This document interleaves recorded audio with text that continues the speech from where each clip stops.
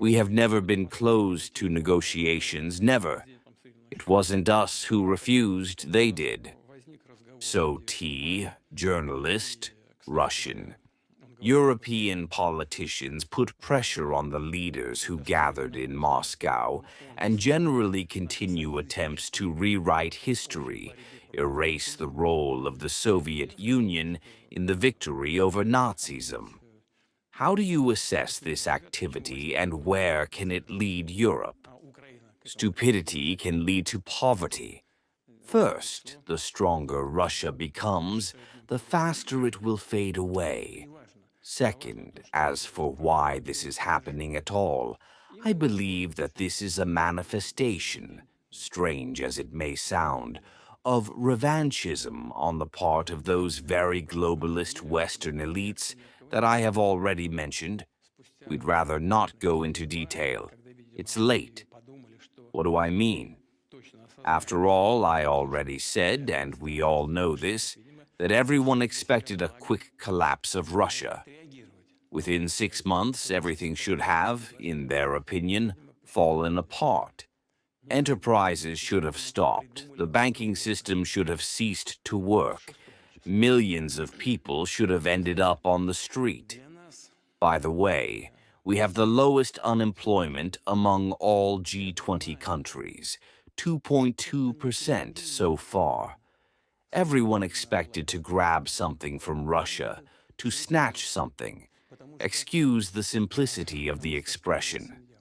Why did Finland join NATO? Did we have any territorial disputes with Finland? No. Everything was resolved long ago. Nothing was needed. And the leadership of Finland understood this perfectly. Why did they go to NATO? And in NATO, probably, the thinking was that everything would collapse here, and then they would be there to take and run. They are already building a border along the Sestra River. I would make a certain gesture and say something, but since I am from the cultural capital, I will refrain. But I think that, to a large extent, what is happening is dictated precisely by considerations of this kind.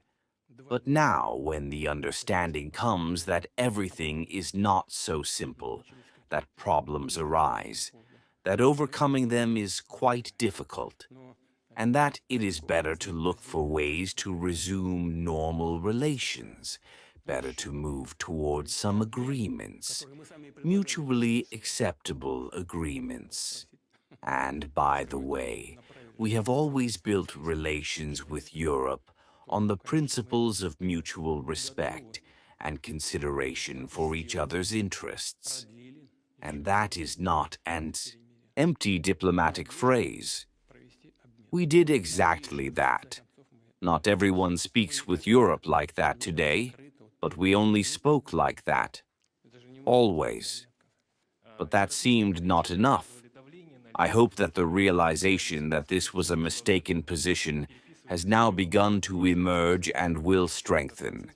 And in the end, we will still restore relations with many countries that today are trying to anathematize our relationship. But the sooner this happens, the better for us, and in this case for the European countries as well.